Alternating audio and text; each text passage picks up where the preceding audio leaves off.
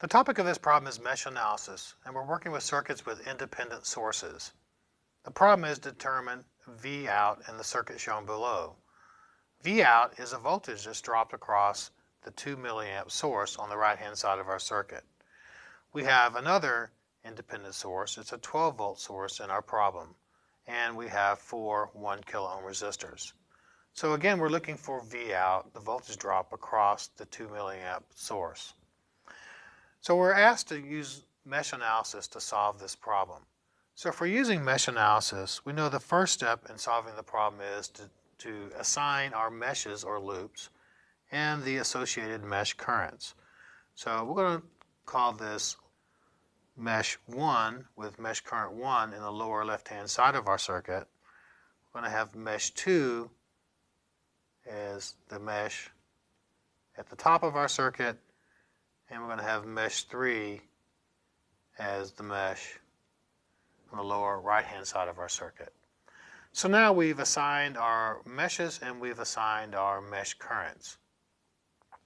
The next thing we do is we sum up the voltages around each one of our meshes in order to create 3 independent equations where we can solve ultimately for our mesh currents. We know the result of mesh analysis is the solution to the mesh currents. So if we can find I1, I2, and I3, then we can find any other quantity of interest for our circuit. That is, any of the voltage drops, any of the powers associated with the elements for our circuit shown in the problem. So we're going to find I1 and I2 and I3, and we're going to sum up the voltages around each one of these loops and solve the 3 equations simultaneously to find I1, I2, and I3. So if we start in the lower left-hand corner of our first loop and we go around this loop, we encounter first a voltage drop for the 1 kilo ohm resistor. Namely, it's going to be 1K times I sub 1. Continuing, we encounter the 12 volt source and the negative polarity of that 12 volt source, so it's minus 12 for the voltage drop across this element. And then we encounter a 1 kilo ohm resistor in the center lower part of our circuit, and the voltage drop across this 1 kilo ohm resistor is going to be I sub 1 minus I sub 3 times 1K. Because I sub 1 is flowing in the same direction as we're summing the voltages. We're summing voltages clockwise. I sub 1 is flowing clockwise around our loop 1. That's the last of our voltages before we get back to the starting point. So Kirchhoff's voltage law tells us that the sum of those voltages is equal to 0. So we have an equation which has 2 unknowns, I sub 1 and I sub 3 in it. Now if we go to our second loop and we start summing the voltages around this loop in the same fashion, again starting at the lower left-hand corner of our loop, we encounter the 1 kilo ohm resistor first, has a voltage drop of 1K times I sub 2, and then we encounter another 1 kilo ohm resistor. The voltage drop there is 1K I sub 2 minus I sub 3. And then we encounter again the 12 volt source, but this time we encounter the positive polarity of that first, plus 12, and that's equal to 0. It gets us back to our starting point. So we have a second independent equation, and we have 3 unknowns. Our third equation is for our third loop.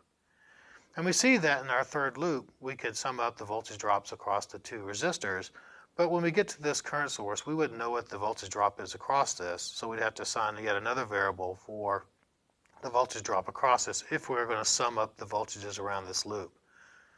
But we notice that I sub 3 is given to us directly in this loop, namely that I sub 3 is equal to minus 2 milliamps.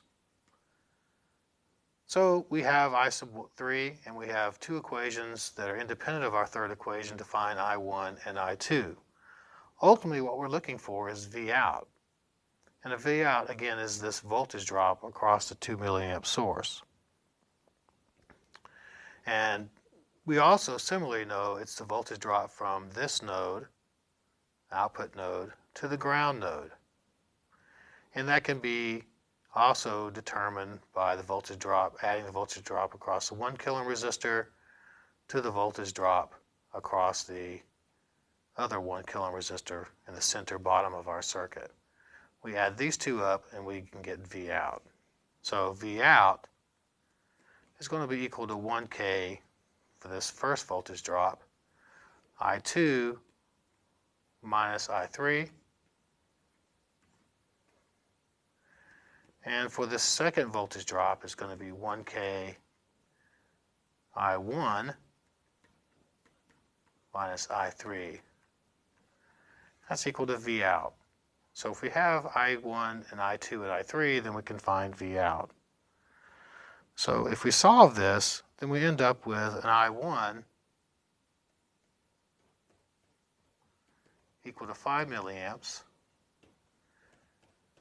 and I2 equal to minus 7 milliamps. We have I3 already. So if we use these and solve for V out, then we get a V out which is equal to 2 volts.